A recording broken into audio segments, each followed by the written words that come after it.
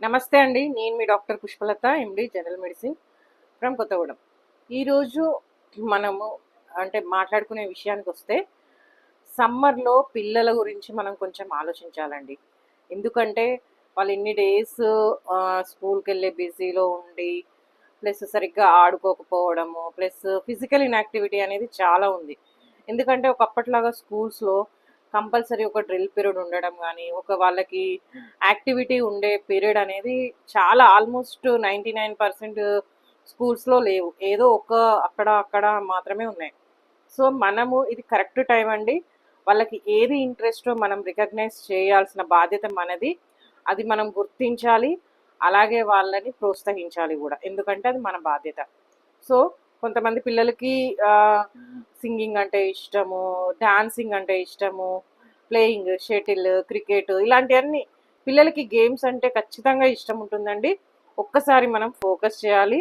And cultural activities కూడా మనకి తెలియని యాక్టివిటీస్ వాళ్ళలో చాలా దాగుంటాయి. అవి మనం గుర్తించాల్సిన బాధ్యత మన మీద ఉంటుంది. సో, అలాగని ఎండల్లో బయటికి పంపించొద్దండి. ఎందుకంటే ఎండలు చాలా చాలా ఎక్కువగా ఉన్నాయి. Especially in Telangana. ప్రత్యేకంగా చెప్పాల్సిన అవసరం లేదు. వడదెబ్బ కొట్టి చాలా మందికి హెల్త్ ప్రాబ్లమ్స్ కూడా వస్తున్నాయి. So, especially cricket, outdoor games అనేవి మీరు మార్నింగ్ ప్లాన్ చేసుకోండి. మెయిన్‌గా 7-9 లోపు ముగించుకోండి.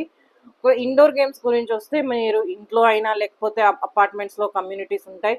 వాళ్ళతో డిస్కస్ చేసి పిల్లలకి ఏం కావాలో మనము ఏర్పాటు చేయాల్సిన అవసరం మనకుంది.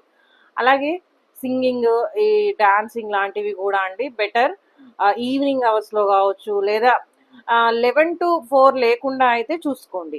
అలాగే వాటర్ బాటిల్ క్యారీ చేయడము, క్యాప్ పెట్టి పంపించడము. అండ్ చూస్తున్నా చాలా మంది కూడా పేరెంట్స్ బయట తీసుకెళ్ళేటప్పుడు కనీసం ఒక క్యాప్ లేదు, ఒక ఏమంటారు టవల్ కానీ లేకపోతే స్కార్ఫ్ కానీ ఏం లేకుండానే పిల్లల్ని క్యారీ చేస్తున్నారండి. ప్లీజ్ అలా చేయకండి. ఎస్పెషల్లీ బైక్లో వెళ్ళే వాళ్ళు.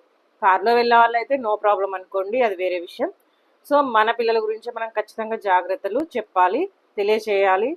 అండ్ కొన్ని గేమ్స్ ఉంటాయి పురాతన కాలంలో, ఈ అష్టచెమ్మ అని, పాము, అది అది గేమ్ ఉంటుంది, వైకుంఠపాలి, అలాంటి గేమ్స్ కూడా చెప్పండి. కొంచెం టైం పాస్ అవుతుంది ఇంట్లో బయటికి వెళ్ళకుండా ఉండడానికి.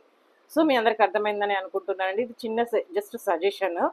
అందరు ఛానల్ని సబ్స్క్రైబ్ చేయండి, లైక్ చేయండి, షేర్ చేయండి. Thank you one and all.